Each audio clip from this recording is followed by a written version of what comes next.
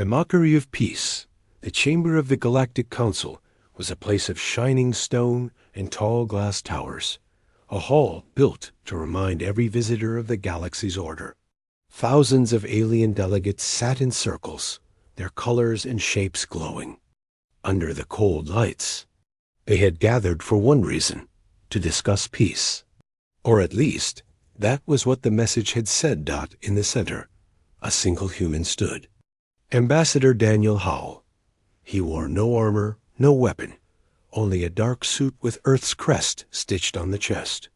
His eyes moved calmly across the room, though the sound of laughter already filled the chamber. The laughter came from the Valens, first giant insectoid beings with sharp mandibles that clicked as they spoke.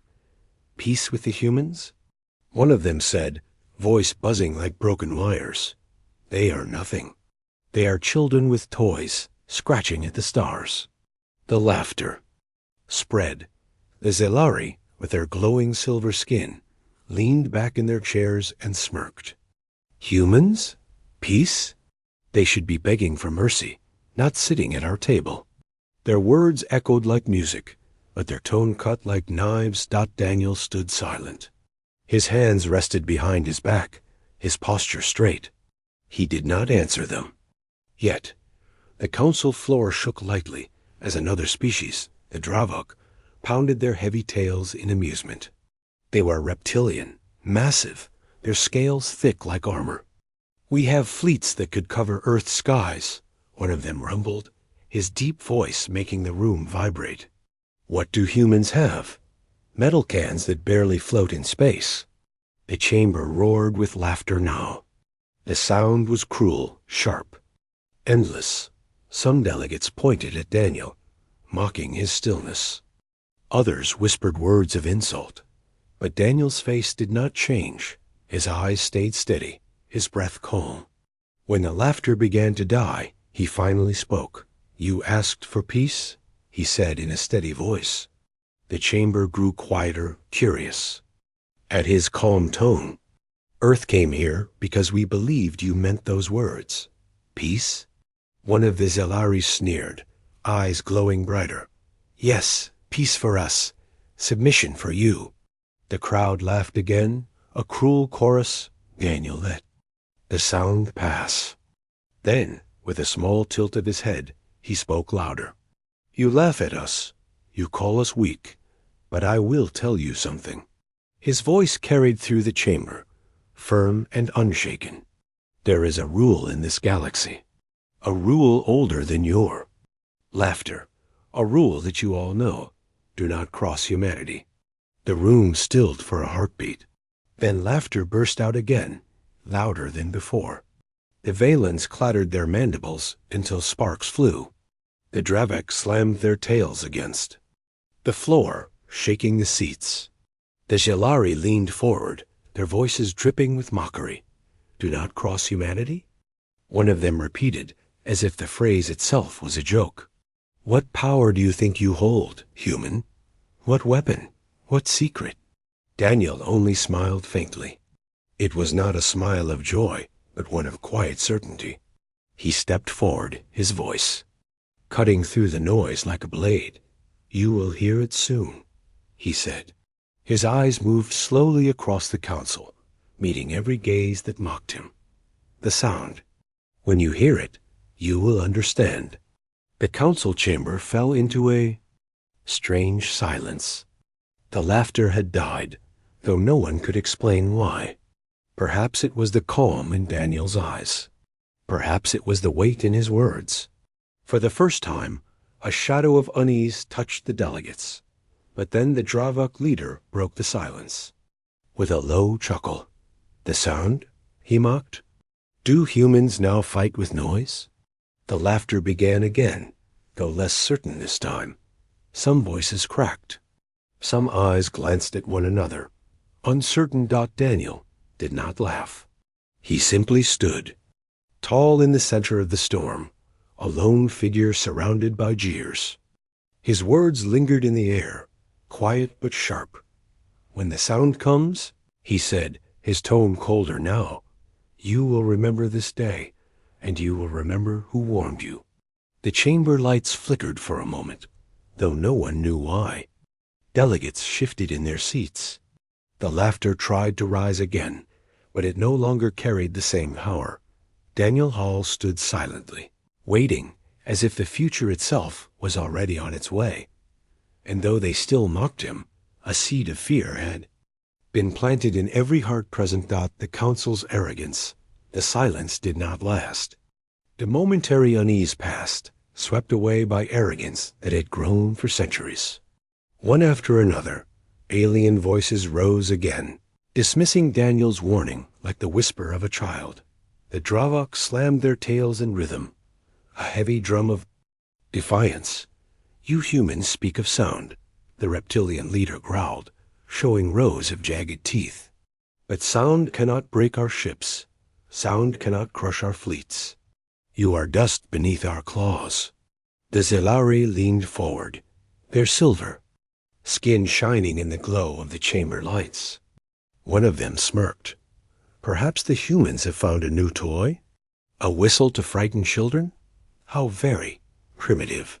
Their voices rippled like music, yet every note was coded in mockery. The laughter returned, sharp and cruel, echoing against the tall glass walls. Daniel did not move.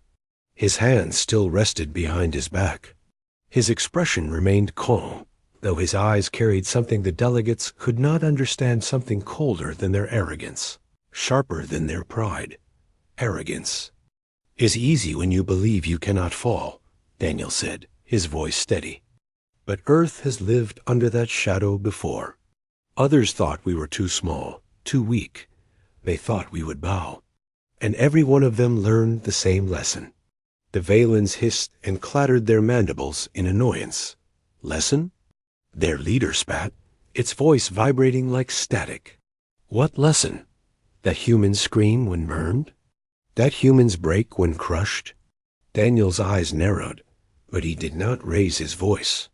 "No, the lesson is this: when humanity is pushed, when mocked, when cornered, we do not break." He let the words hang, his calm tone a contrast to the noise around him. "We fight. And when we fight, we change everything." The chamber erupted with noise again, but not the same kind as before. Some still laughed, some shouted insults. Some scoffed openly, waving their clawed hands, their tendrils, their glowing fingers, as if brushing his words aside. But some hesitated. Some did not laugh. Some shifted uncomfortably, as though his words had pressed against an old wound in their memories. Wars had been fought before.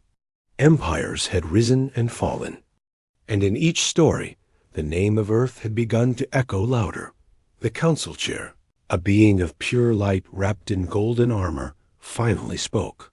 Its voice boomed through the chamber, vibrating in every ear. "Human," it declared, "you stand. Here with no armies behind you, no fleets in orbit, no proof of this sound. Why should this council not dismiss you as the delusional messenger of a broken world?" Daniel raised his head slightly, his eyes fixed on the being of light. And, for the first time, his voice hardened. "Because dismissing us," he said, "is the last mistake anyone ever makes." The words cut the air like a blade. The laughter faltered again, weaker this time. Some delegates tried to chuckle, but the sound came hollow. The Zelari leaned closer, trying to regain control of the room. "Then prove it, human. Where is this great terror? Where is this sound that makes you so certain?" Daniel's faint smile returned. He did not answer with words. Instead, he tapped the device at his wrist, a small, silver band no larger than a coin. A low hum filled the chamber. It was not loud, it was not sharp, but it slid into the bones of every being present, crawling into their nerves. It was a sound that felt alive, growing, echoing deeper than ears could hear. The laughter stopped. Every voice went silent. For the first time, the aliens did not mock. For the first time, they leaned back in their seats, eyes wide, mandibles clicking nervously, tails twitching against the floor. Daniel stood in the center of the chamber, calm, unshaken. The hum faded as quickly as it came, leaving only silence behind. And in that silence, he spoke again. That was only a whisper. He said softly, "The real sound is coming. When it does, the galaxy will remember who we are." No one laughed this time. Not a single delegate moved. The council chamber, once filled with noise, had fallen into the heaviest silence it had ever known.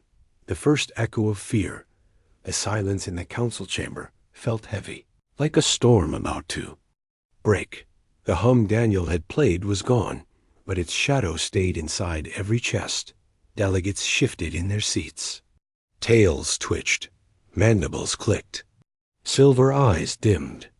No one laughed now. The council chair, bright as a sun behind golden armor, spoke first. "A trick," it said, voice trying to sound strong. "A toy from Earth, nothing more." But its light had flickered when the hum passed through. Daniel did not answer the chair. He looked instead at the highest ring of the chamber, where recorders and observers watched from glass balconies. Reporters from 100 worlds. Envoys sent to study humanity. Some had mocked too. Now, many held their breath. Daniel touched the small band at his wrist again, but did not activate it. "This chamber believes in numbers," he said calmly. "Fleets, tons of metal, firepower charts. There is another kind of number you have. Not counted." The Dravok leader scoffed, though quieter than before. "What number?" "Heartbeats." Confusion rippled through the hall. Daniel went on, his voice steady. "You want peace," he said, "and yet you arrive with threats. You laugh and call it diplomacy." He lifted his chin. "Humans tried laughing once. We learned it hides fear. So we chose something else." He glanced toward the ceiling. "Begin."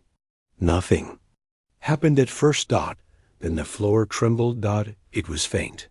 A tap under the stone, as if some giant far below the council world had knocked on the planet's shell. One tap, then two, then three, spaced like steps. The sound rose through the bones of the hall, up the tall glass spires, into the balconies where the recorders stood. Boom, boom, boom. The Valen delegates pressed their palms to the table, antennae flattening. "Seismic activity?" one buzzed. "Who authorized?" Another sequence joined the first, distant but clear. Not random.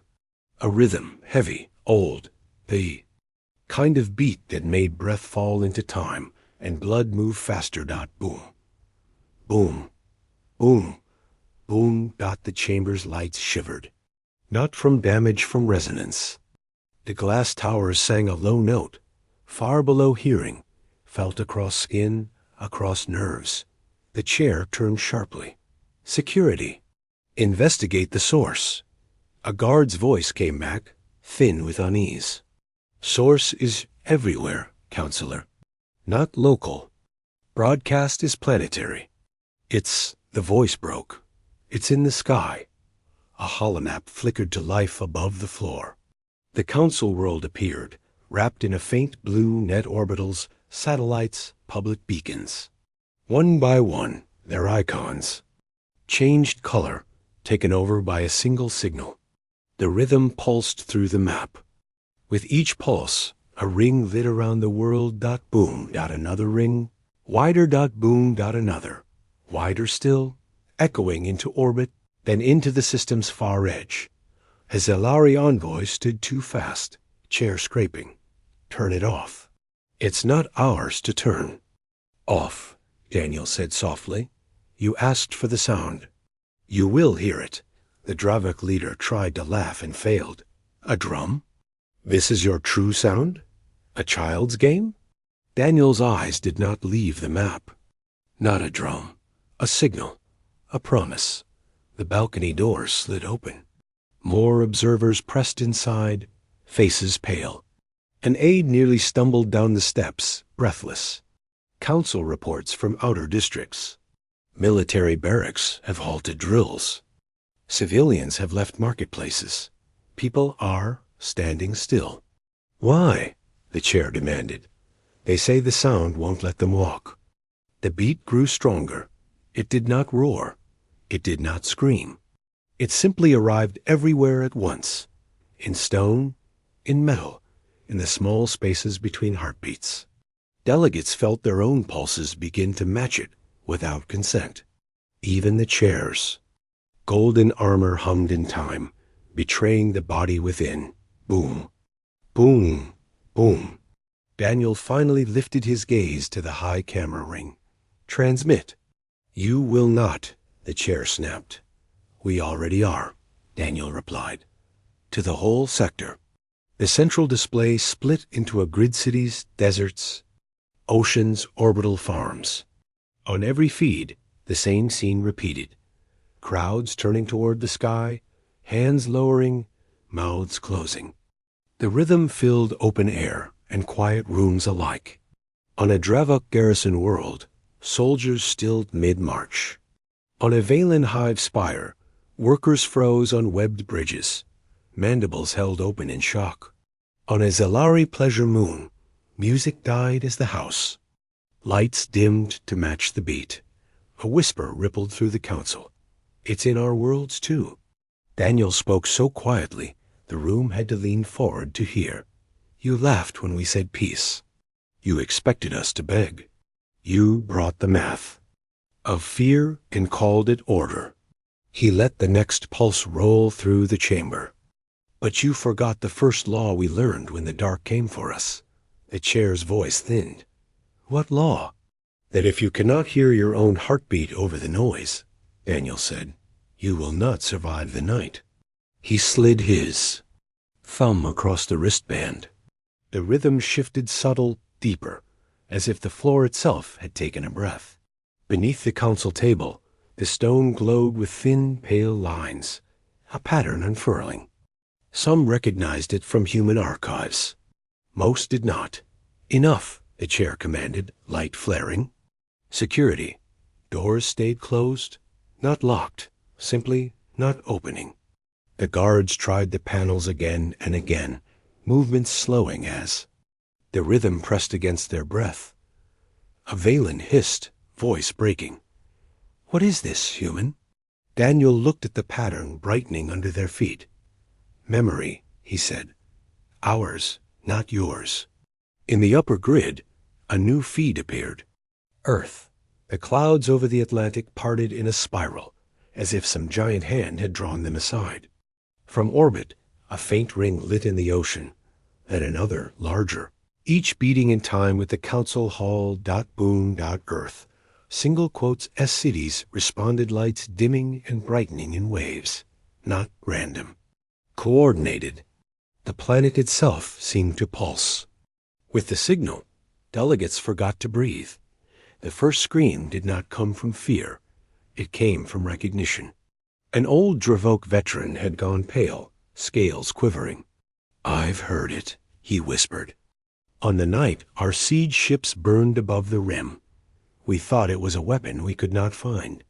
It was. He could not finish. The chair's brightness faltered. Cease your broadcast, human, or what? Daniel asked, without heat. You will shout louder?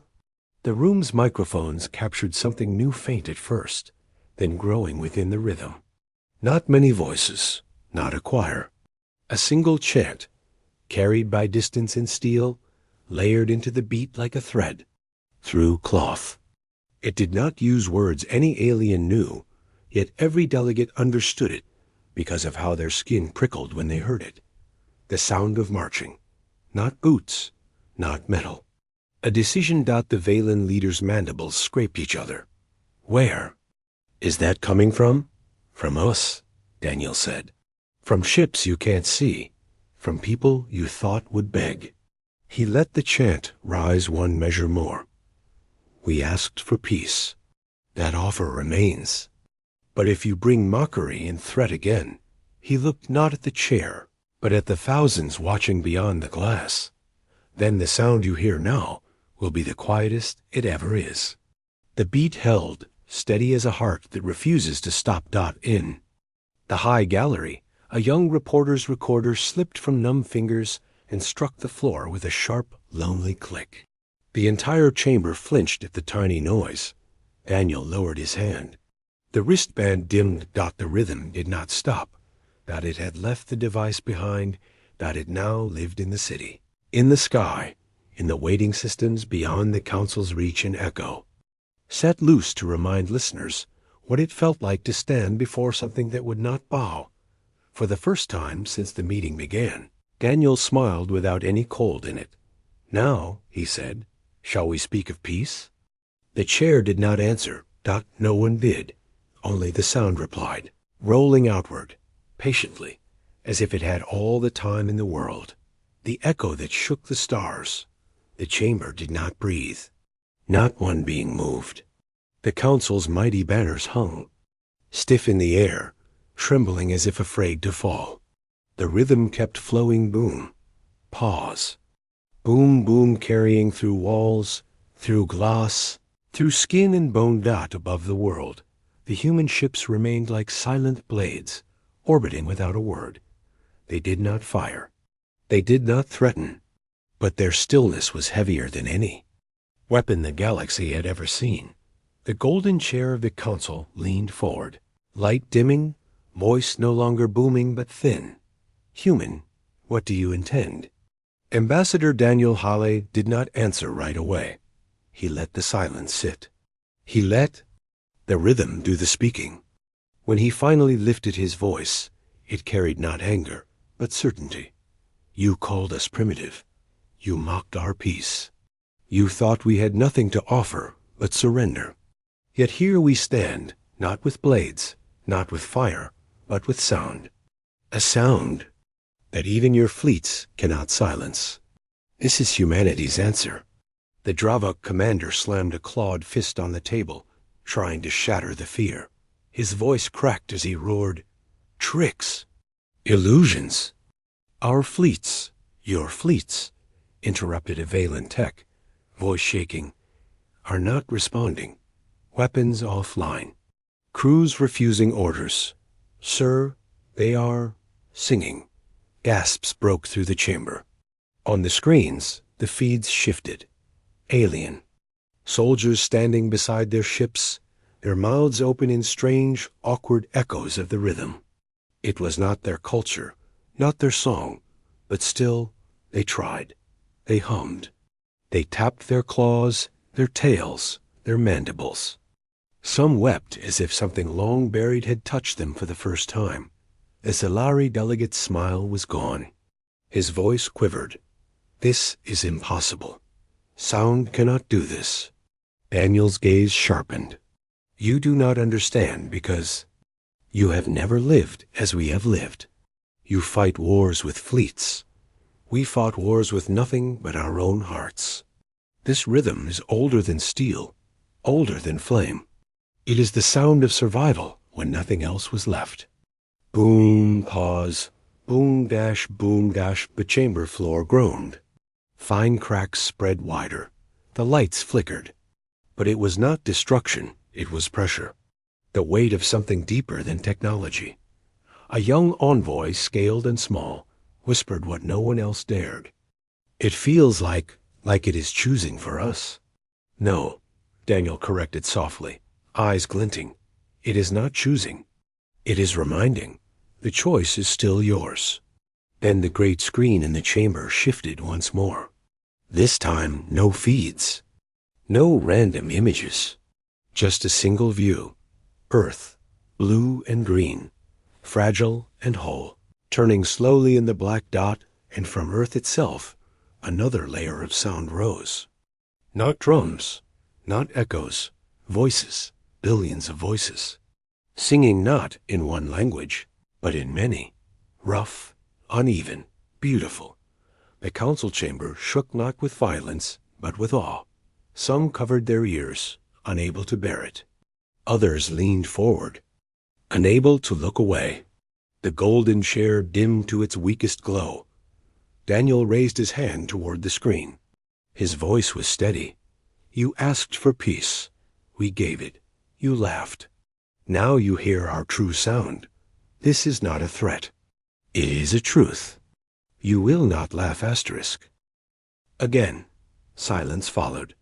Not because the rhythm had stopped, it hadn't, but because even the proudest, most arrogant voices of the council had no words left to give. Then, from high orbit, one human ship broke formation. Slowly, deliberately. It opened its hull plates, not for weapons, not for fire, but for resonance. The ship itself began to sing. Its note was so deep, the stars seemed to bend. Its echo stretched across the void, shaking satellites, rattling moons, carrying farther than any fleet's message. And in that moment, every being in the chamber knew one truth. Humanity's sound would not stop at this planet. It would travel. It would spread. And the galaxy would never forget it. The golden chair's voice was almost a whisper now.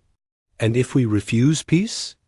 Daniel looked up, his face carved with something both gentle and unyielding. Then you will learn the second sound of humanity, he said. And trust me, it is not one you want to hear. The rhythm pulsed again, steady and certain. Boom. Pause.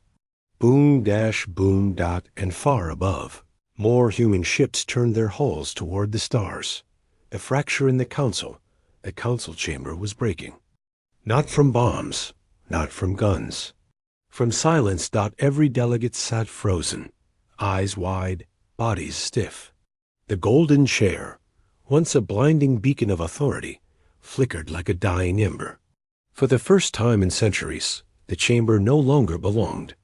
To them, it belonged to the sound. Boom. Pause. Boom, boom. The rhythm still echoed, steady and unstoppable. The Dravok commander was the first to crack. His thick scales glistened with sweat, his claws trembling as he shouted, "This is manipulation. Nothing but human sorcery. I will not be broken by noise." But even as he spoke, the heavy screens above betrayed him. The Dravok fleets, his fleets, were shown floating helpless in orbit, their crews not moving in unison with orders, but with the rhythm. Soldiers stood at attention, not for him, but for the beat that pulsed through their bodies. One ship had turned off all weapons and simply broadcast the sound louder, as if proud to be part of it. The Zelari delegate slammed his hand on the table. This must be stopped before it spreads any further. If the lower colonies hear this, if the fringe worlds catch it, his voice broke. His people prided themselves on control, yet even his own aides had begun to tap their fingers nervously against the table. Unbidden, Daniel Hall stood calmly. His presence seemed small compared to the towering aliens around him, but it was his calmness that made the silence heavier. "You see it, don't you?" he said, his voice level, his eyes sharp. "It's not a weapon. It's a memory. Something you forgot long ago, but humanity never did. You mock us because we're young. But youth still remembers pain, still remembers hunger, still remembers how to fight with nothing but hope." Boom, pause. Boom, boom. The sound vibrated through the chamber floor, shaking the very foundations. Dust drifted down from the high ceiling, falling on the proud heads of the council. Then the great screen shifted again. This time, it wasn't Earth. It wasn't the alien fleets. It was something else. In the black void of deep space, shadows began to move. At first, they seemed like distant asteroids. Then they shifted, aligned, and lit with faint blue glow. More ships. Human ships. Not a dozen. Not 100. Thousands. Silent. Waiting. The chamber erupted into chaos. The Valen delegate screeched, mandibles clacking in panic. "Impossible. Earth doesn't have that many ships. Your records show Daniel didn't move. You never bothered to check. You were too busy laughing." The golden chair's light sputtered, desperate. "Human, you will explain. Where did these ships come from?" Daniel's lips curved. not in cruelty, but in something far more. Dangerous confidence. Earth has always prepared. We knew the galaxy would test us. You think we came here with one ship, one sound? No, that was mercy. That was our first hand. This, he nodded toward the glowing fleet, this is the hand you forced us to keep hidden. Silence fell again, but this time it wasn't still. It was suffocating. The rhythm kept playing, carried now not only by the chamber, not only by Earth, but by the entire fleet that had just revealed itself. Boom. Pause, boom, dash, boom. Delegates shifted in their seats, sweat on their foreheads, claws twitching, wings trembling. Fear was turning into something worse. Doubt. Doubt in the Council's authority. Doubt in their own strength. The Dravok commander tried to speak, but his voice cracked into a whisper. If humanity wields such power, what chance do we have if they turn it upon us? Daniel finally stepped forward, letting the sound swell behind him like a tide. You don't, he said simply. The chamber froze. The words hung heavy in the air. Daniel leaned forward, eyes blazing. So, your choice is simple. Accept peace, or find out what the second sound of humanity truly is. The golden chair flickered again, its light dim as it whispered. And if we refuse? Daniel straightened. The human fleet on the screen shifted as one, their hulls glowing brighter, their resonance rising. The rhythm deepened, thunder rolling through the stars. Then, Daniel said, his voice steady, the laughter you gave us will be the last sound your worlds ever hear. Boom. Pause. Boom dash boom. The galaxy itself seemed to shiver. The shattering of authority. The council chamber had never known such disorder. For centuries, every word spoken here had been law, carved into the galaxy's destiny. But now, the laws were ash, drifting in the rhythm of a sound no alien tongue could command. Boom. Pause. Boom dash boom. It pulsed again, heavier now, carried through the chamber walls, as if the very station itself had surrendered. The Dravok commander slammed, his claw against the table, cracking the alloy surface. We cannot bow to this. It's a trick. A trick. His voice was loud, but it trembled. His aides refused to meet his eyes, their talons twitching with the beat instead of their orders. Across the chamber, the Zelari delegate collapsed into his chair, wings folding over his head. Do you not see? He cried.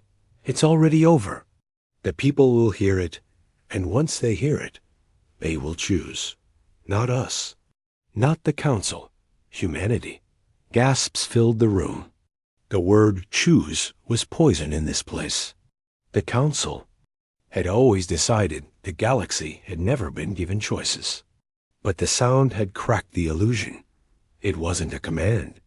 It was an invitation. Daniel Hale stood still, every movement deliberate. He didn't shout. He didn't need to. His calm was more terrifying than any threat. Your people will hear this rhythm, he said softly, his voice echoing unnaturally in the quiet chamber. They will feel it deep in their blood. They will remember what you worked so hard to. A race that they were born free. That no council, no empire, no chair of light can take that away. The golden chair sputtered, sparks dancing across its surface. Its ancient light faltered, no longer steady, but quivering like a dying candle. This cannot be allowed. If the galaxy listens to the humans, if they turn against us, chaos will reign. Wars without end. Daniel's eyes narrowed. No. Wars end when tyrants fall. What follows after is freedom. You fear chaos because you've never trusted your people. We trust ours. That's the difference. The screens shifted again. The human fleet, thousands strong, inched closer to the rim of the council's world. Not firing, not threatening. Just waiting. The silence stretched until it snapped.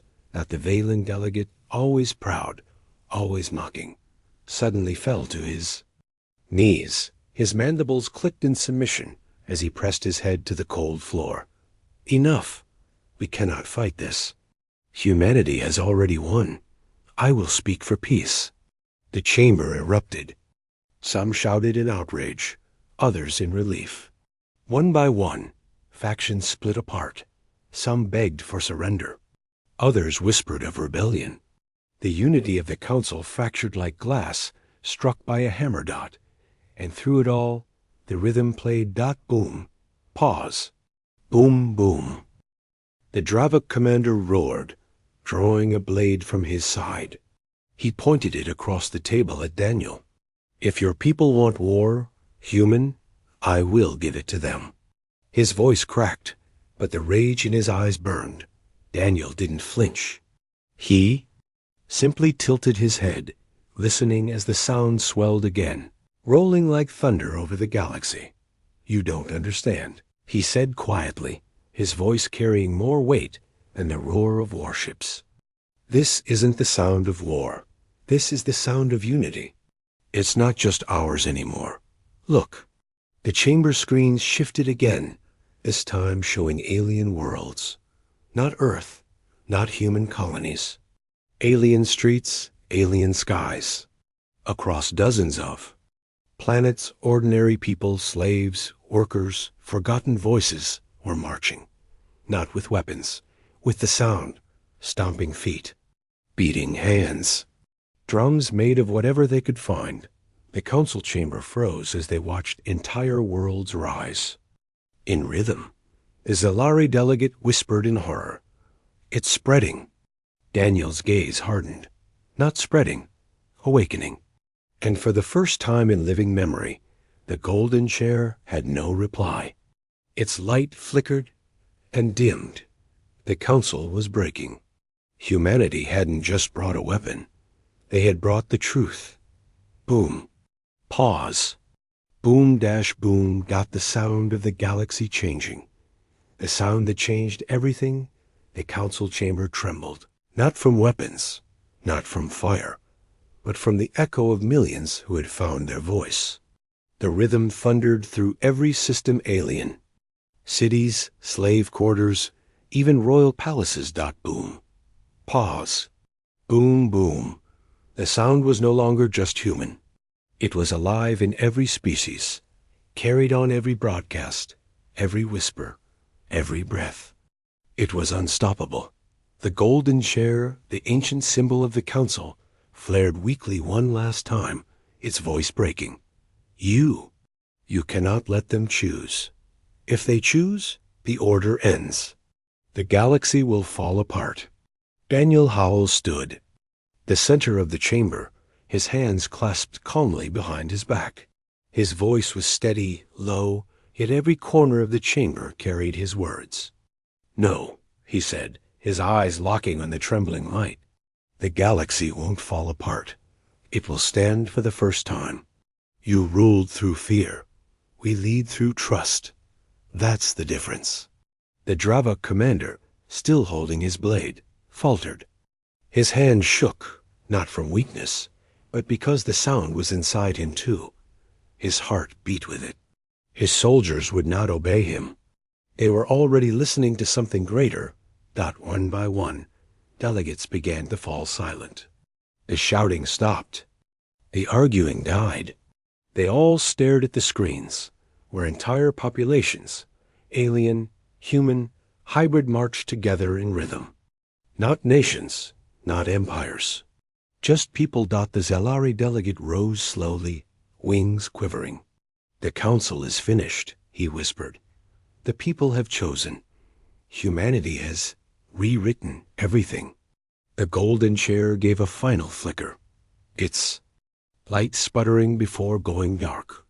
The chamber plunged into half-shadow. The ultimate authority was gone. The galaxy was free. Daniel turned, his eyes sweeping over the silent delegates.